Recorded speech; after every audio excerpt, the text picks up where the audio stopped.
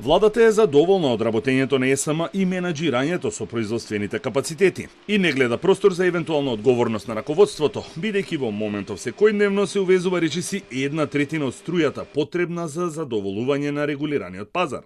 Најавите за 100% покривање на домашниот регулиран пазар останаа само како најави, откако Неготино и Осломе се исклучени од мрежа, а РЕК Битола работи со 2 или со 1 блок.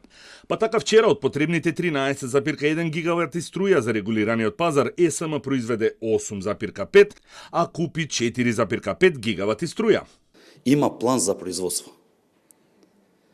Од 1 декември, кога се зголемува потрошувачката во Република Македонија, ќе бидат ставени во функција сите капацитети со кои поседува ЕСМ во нашата држава. Ако потрошувачката не се зголемува за сите овие да работат, нормално дека тие нема да ги стават во функција и да направат трошоци непотребно. Зошто? Заради тоа што треба да заштитиме на мазут, да заштедиме на јаглен.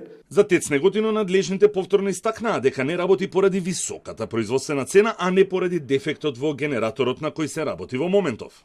Но калкулациите на цената на мазутот плюс оперативните трошоци кои ги има ТЕЦ Неготино, вклучувајќи транспорт, вработени и слично, значи така се прави и се формира цената по мегават час на производство на електрична енергија од страна на ТЕЦ Неготино, која моментално со овие цени е над околу 250 евра по мегават час.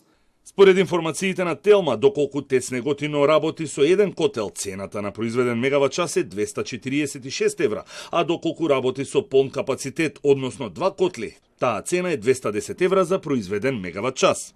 Од документите за набавка на струја на ЕСМ за периодот од 21 до 27 ноември може да се види дека се купуваат 32 гигавата струја, чија цена се движи од 234 до 274 евра и за кој компанијата ќе плати 7,8 милиони евра. Со десеткувано производство делум на помош даваат државните институции и општините кои продолжија со мерките и препораките за штедење на струја.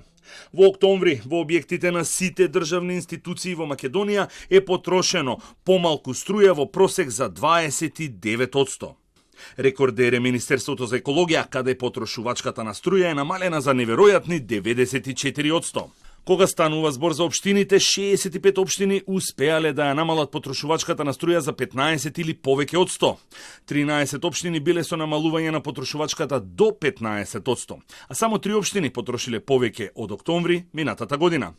Рекордер е општината Рачиново, каде регистрираната потрошувачка е за 5 пати поголема од лани, но тоа се должи на фактот што ЕВН во моментов поставува нови броила и ги заменува блокираните кои не ја отчитуваа реалната потрошувачка.